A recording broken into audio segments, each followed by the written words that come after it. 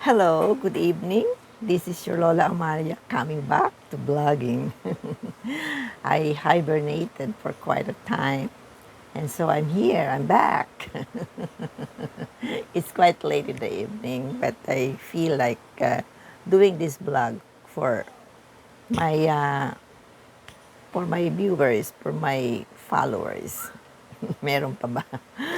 Okay.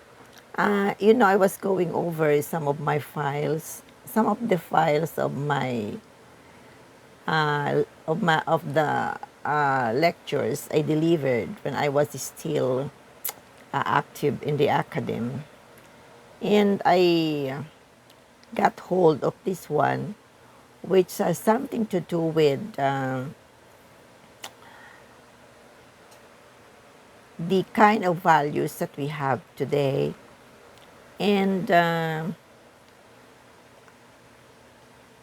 introduction of that particular paper that I did or I presented actually was about, or I cited, no, I cited or I quoted the statements of the late Senator Leticia Ramos Shahani in her paper entitled the urgent need for a moral recovery program.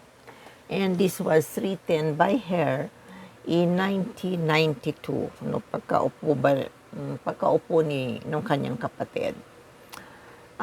In that particular paper of Dr. or Senator Shahani, she stated that the Philippines is a sick nation, may sakit na bansa.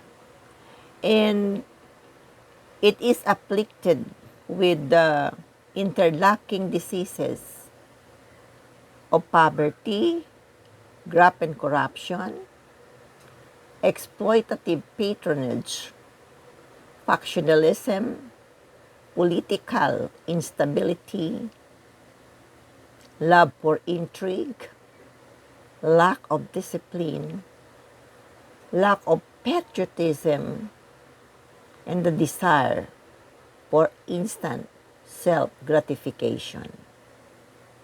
Yun ang sinabi ni Senator Shahani sa kanyang paper na The Urgent Need for a Moral Recovery.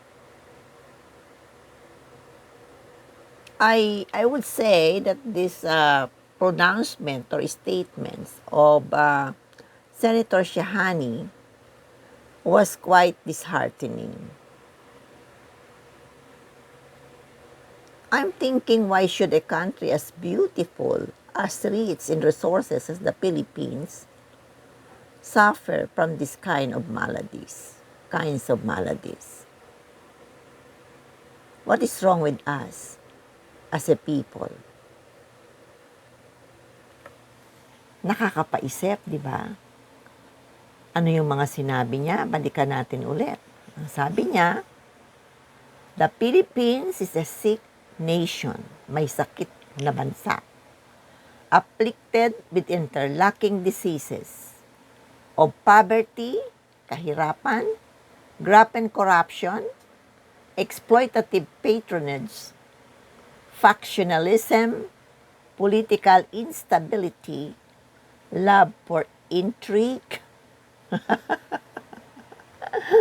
lack of discipline, lack of patriotism, and the desire for instant gratification. I think we have to ponder on these maladies because true at the time of Dr. Shahani, and is still true until today, especially this culture of intrigue, no? Our lack of discipline, our lack of love of country, that's patriotism. Of course, graft and corruption, hindi pa rin nawawala. And paghihirap, poverty. And we are still suffering from what we are still a divided country. paksyon-paksyon pa rin tayo. Kaya nararapat lang na pagtuunan natin ito ng pansin at kailangang alam natin ano ba ang ating gagawin. And in that particular paper I presented, I asked this question, which was also the question asked by Senator Shahani at the time. If this is the condition, no, I'm asking this, if this is the situation in our country then and today, what must be done? So Shahani was presenting some kind of remedy during her time. But even until today, 1992, 2023, we are still facing the same maladies in our midst. So, ang sabi pa rin ni Shahani dito,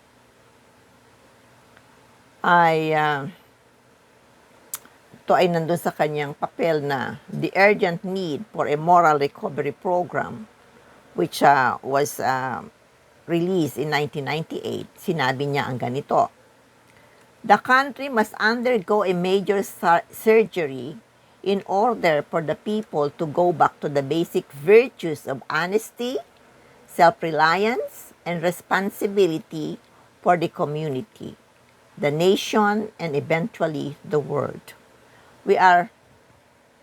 We must be responsible to our community, to our environment, to our una muna dun sa kinalalagyan natin, sa ating bansa, nation, and then eventually responsibility to the world.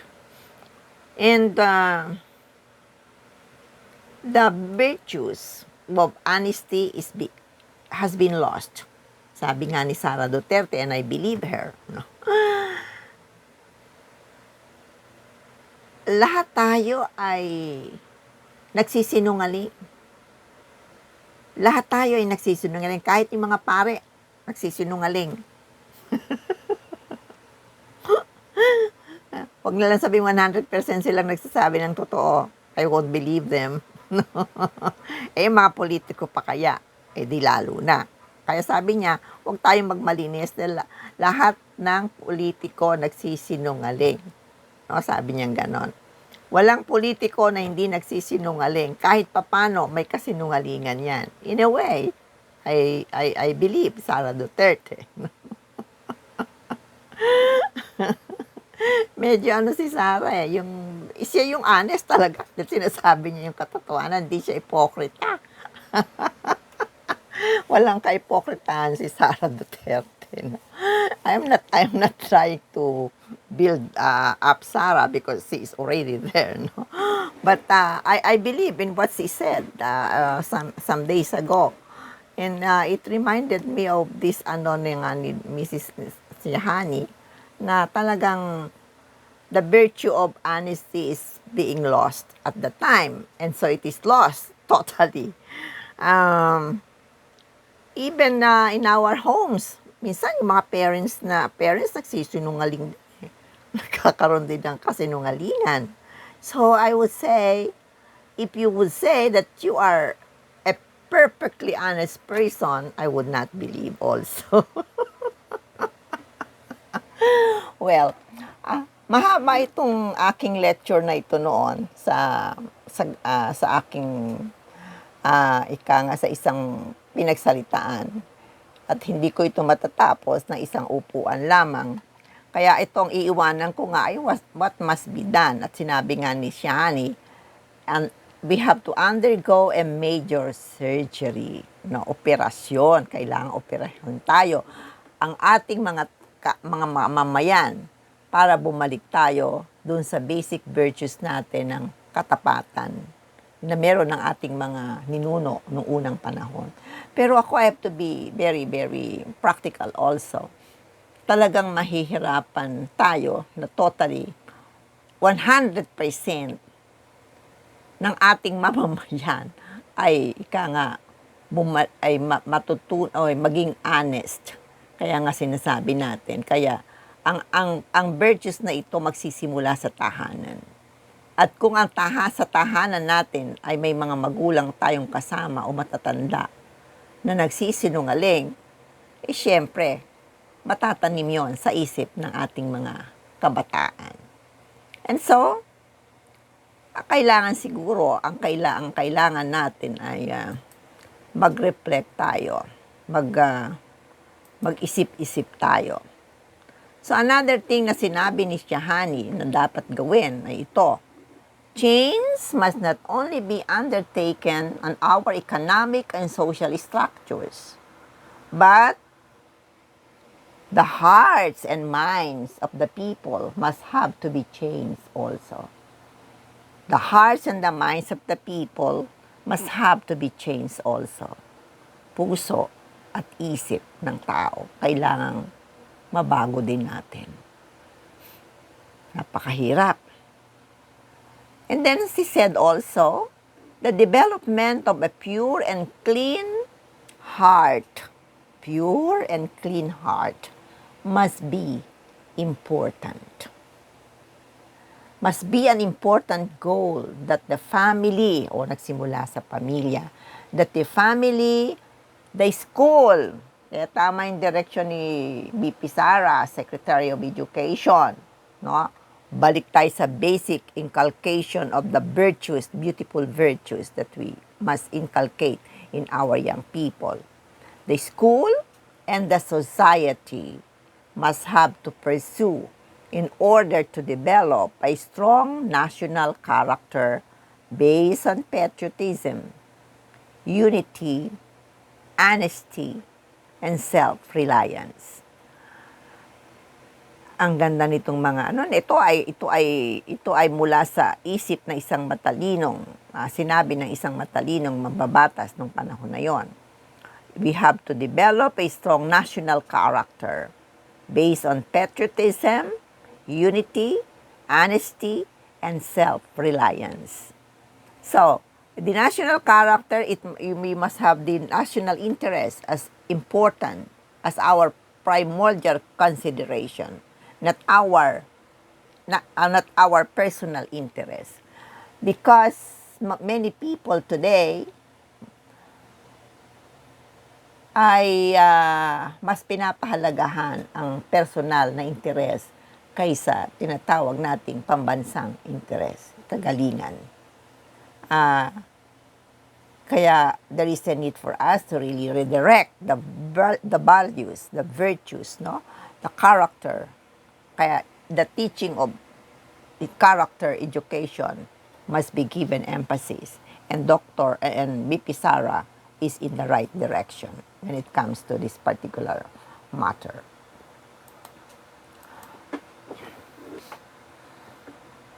And then, ano pa ba ang dapat gawin? Para sa akin, napakahalaga ng tungkulin ng mga kabataang Pilipino. As a member of the world community, they should not only be oriented with beautiful Filipino values, but also with universal values. Magaganda yung values natin bilang mga Pilipino, but we have to look at the universal values also, because that's very important. For him or her to adjust and understand the world better, and for him or her to have a broader perspective, outlook in life. So, napakahalaga ng universal values to be understood, to be our youth to be aware of, and these universal values ay love, respect, responsibility, strong family. Nagde-deteriorate na ang mga pamilyang Pilipino, no? Parang pamilya na rin na sa West na maraming naghihiwalay. Faith, beauty, goodness, and religiosity. This must be strongly inculcated in the youth for them to become real citizens of the world who feel, think, and work not only for themselves, but more so for the sake of others. Kanga ni Rizal, mga Pilipinong ginagamit ang isip ang puso, ang kanilang kamay para sa ikagagaling ng kanilang bansa at para sa kagalingan ng kanilang kapwa-tao, kapwa Pilipino. Kaya dito, napakahalaga na ma-develop ang self-awareness. And that will be the subject of my next vlog. How do we develop self-awareness for us to be able to redirect our values?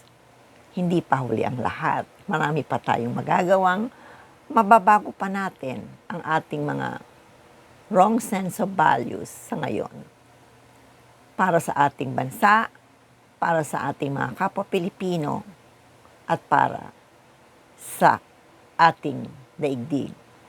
Baka tayo ngayon na hindi lang pwedeng mabuhay sa ating tinatawag na bansa, kailangan din nating tumingin at tingnan at bigyang pagpahalaga ang mga ibang bansa. So because we are no longer only a citizen of a particular nation, but we are citizens of the world. We are global citizens. So we have to definitely learn more, understand more, and be aware of what we are really. So that's my next vlog. How to develop self-awareness so that we can be the citizens that our country and the world will be very proud of, and the citizens of the world and our nation who really can contribute to its development, to the development of the world, to the progress of the world, the nation, the international community. So madami akong iba-vlog na mga may kaugnayan dito sa mga susunod na araw. Medyo sinisipag ako ngayon, panahon na ito. Hay, nako. Kasi marami akong hindi nakikitang mga hindi tama sa ating kasalukuyang lipunan. No? The values have deteriorated and we have to do something about it. Okay, that's my vlog for tonight. And I hope those very few viewers that I have will continue to view the vlogs of this old woman. Hindi naman ako yung nagbablog ng ika nga ay ang content ay para lang magbigay ng kasiyahan. I'm trying to go deeper into the hearts, into the minds, into the intellect of our people. So that's my purpose. Not for me to have so many viewers. I just want to share little knowledge that I have, the product of my experience as an old woman who have been molded by experiences by the world I was exposed to, the environment I had been exposed to, the worlds that I had been exposed to, the academe, the theater, the television, the countryside. Ayan, na-expose ako lahat yan eh. The government, the private sector.